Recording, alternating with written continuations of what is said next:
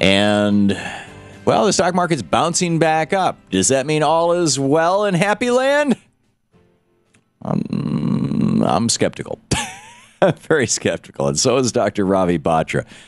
Friend of the show, economist, professor of economics at Southern Methodist University, international best-selling author of books like The New Golden Age, his most recent, and Greenspan's Fraud.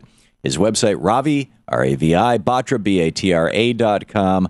Dr. Batra, welcome. Professor Batra, welcome back to the program. Thanks a lot, Tom. So what's your take on what's going on with the stock market and what's going on with the economy in general? Well, if you recall that in the last two shows that we did together, I mentioned again and again that once they have decided to cut the budget deficit and the debt ceiling question has been resolved with budget cuts, soon after that you will see stock market starting to fall. And if I recall, I said I gave you 3 or 4 months maximum, and the markets would start to crash. Now, I didn't know that it would take only 3 days that they start crashing. That was my forecast based on the logic that government spending has now become the life support of our economy, and the moment you start cutting it, demand falls, goods go unsold.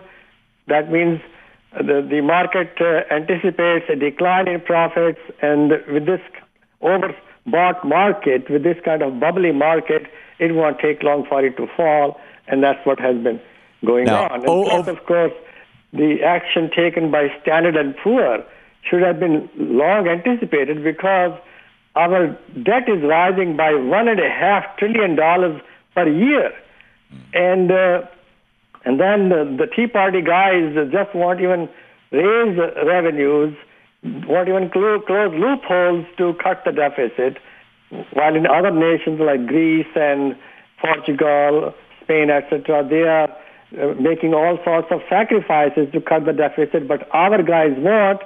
So naturally you could see that Standard and Poor and some other rating agencies would become edgy and downgrade us. So that should have been anticipated. In fact, I had written an article about it 2 years ago and saying that the government is going to keep borrowing money, and the consequences will be very bad in the end.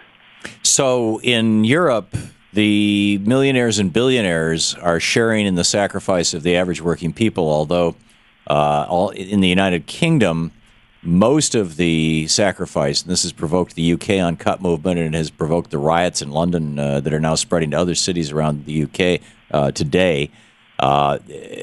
Most of the cuts have fallen on working people and poor people. But in the other European countries on the continent, Spain, Portugal, Greece, that the rich people are being asked to pay as well. And nobody's happy, but at least nobody's rioting. Do I have that right?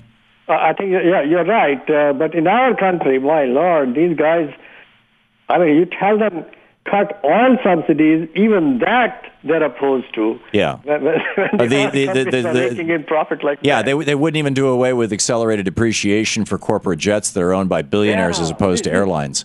This is total degradation. I call it degradation or incredible selfishness. Yeah, I have a friend who's very into the stock market, and he went off last week on how he was moving into TLT, which is a bond fund, FAZ, and VXX, which are both funds that bet against the market, like the ones that Eric Cantor owns, that they go up when the market crashes, and basically bailing out of everything except gold stocks.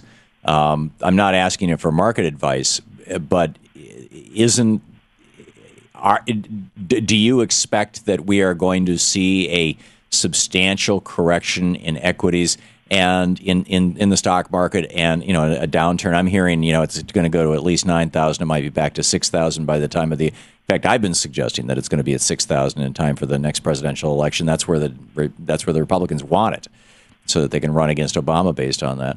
And that's why they're resisting anything that might be a stimulus, and they're cutting all these government programs. Does that make sense to you? Well, first of all, let me tell you how I have positioned myself facing what I believe is coming. I have bought gold, which I have told a lot of people in the past to do. Although right now it's so expensive, you have to wait before let it fall a little before you do it again. And the second, I have been buying government bonds, even though the return is very low. Yeah. But this economy is going to weaken. Yeah, and in a weakening economy, interest rates always fall. Mm-hmm. So that means not only you should expect a steady return, but maybe some appreciation in the bonds as well. Yeah, that's that TLT fund. That's the 20-year Treasury fund. Right. And by the way, I'm also into TLT funds. Okay. Yeah. So, but aside from that, the main thing is that now November is coming up, and they have this super committee going to decide what's going to be cut and what's not. And I have a feeling the Republicans will still drag their feet about taxes. And even if they don't, spending is going to come down fast. And on top of that, by the end of the year, those extended unemployment benefits will disappear. Right. And so when they disappear, you have a further cut in spending, and that means we are going to see a weakening economy, most likely a double-dip recession. And if they are not careful, we could go into a depression as well, especially maybe towards the end of next year. Yeah, and that's consistent with my thinking about the Republican election strategy, frankly.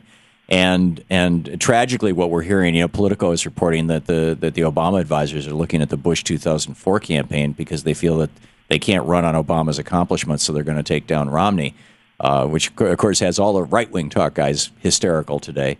But it looks like it's going to be, the Republicans are going to be saying, you crashed the economy, and the Democrats are going to be saying, yeah, and you used to buy companies and strip them of their people, ship their jobs overseas, and that's how you made your $400 million, and it's going to be a really, really dirty campaign. What should the average person, what should the people who are listening to our program, what should people who have a job and are concerned about it, or who are unemployed and not sure what to do next, what should they be doing? It's a very, very difficult question to answer, especially for those whose extended benefits are going to run out by the end of the year. All I can say is become politically involved. We need to throw out the incumbent politicians, especially those who will not raise taxes even on the oil companies. Those kind of people have to be thrown out.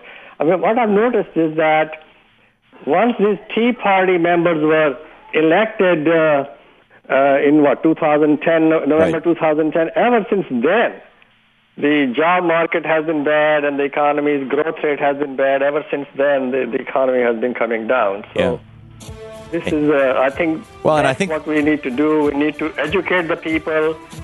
And as far as if those who are employed should save as much money as they can and stay away from the stock market. Market could rise, but who knows? Yeah, start to live frugally. I don't think it will rise. My expectation is it will fall more. Dial it in. Dr. Batra? Once November comes in, and even before that, it could fall more. Okay. This is the Thom Hartmann Program. Dr. Ravi Batra, ravibatra.com, his website. Dr. Batra, thank you so much for being with us. Thanks a lot for having me. Good speaking with you.